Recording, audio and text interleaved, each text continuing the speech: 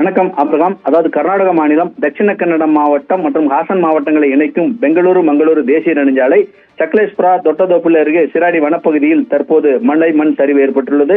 இதனால் மங்களூரிலிருந்து பெங்களூரு நோக்கி சென்ற வாகனங்கள் மீதும் மண் சரிவு ஏற்பட்டுள்ளது. இந்த மண் சரிவில் ஒரு சமையல் எரிவாயு எடுத்து சென்ற டேங்கர் லாரி மற்றும் சொகுசு கார்கள் 2-3 என அந்த மண் சரிவுகளுக்குள் சிக்கியுள்ளது. தற்போது அதை மீட்கும் பணி தொடர்ந்து நடைபெற்று வருகிறது.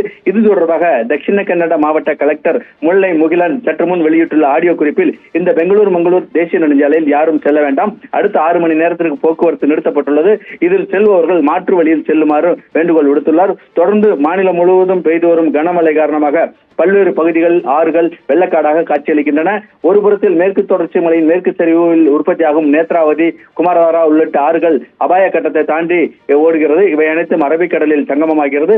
மற்றொரு புறம் கொடகு மாவட்டத்தில் பெய்து வரும் கனமழை காரணமாக மைசூர் மாவட்டம் மற்றும் அந்த மண்டியா மாவட்டங்களில் உள்ள காவிரி ஆறில் வெள்ள கரைபுரண்டு ஓடுகிறது.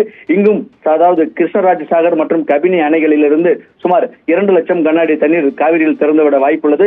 அது ஒரு புறம் இருக்க, தற்போது இந்த மழை மாவட்டமான ஹாசன் மாவட்டத்தில் தொடர்ந்து கனமழை பெய்து வருகிறது. இங்குள்ள ஹேமாவதி, ஹேரங்கி அணைகள் நிரம்பியதை தொடர்ந்து இங்கிருந்தும் அதிக அளவு தண்ணீர் வெளியேற்றப்பட்டு வருகிறது. தற்போது பெங்களூரு மங்களூரு தேசிய நெடுஞ்சாலையில் போக்குவரத்து நிறுத்தப்பட்டுள்ளது. அதாவது பல கிலோமீட்டர் தொலைவுக்கு வாகனங்கள் அணிவகுத்து நிற்கின்றன. இந்த சாலையில் தான் பெங்களூரிலிருந்து மங்களூர் செல்லும் மக்கள் மற்றும் சமையல் எரிவாயு லாரிகள் மற்றும் கர்நாடக அரசு பேருந்துகள் அனைத்தும் இந்த வழியாக தான் செல்ல வேண்டும். தற்போது மலை பகுதியில் செல்லும் இந்த வனப்பகுதி சாலை முற்றிலும் போக்குவரத்து நிறுத்தப்பட்டுள்ளது. தொடர்ந்து மீட்பு பணிகள், அதாவது சாலையை சரி செய்யும் பணிகள் தொடர்ந்து நடைபெற்று வருகிறதுங்க அப்ரகாம்.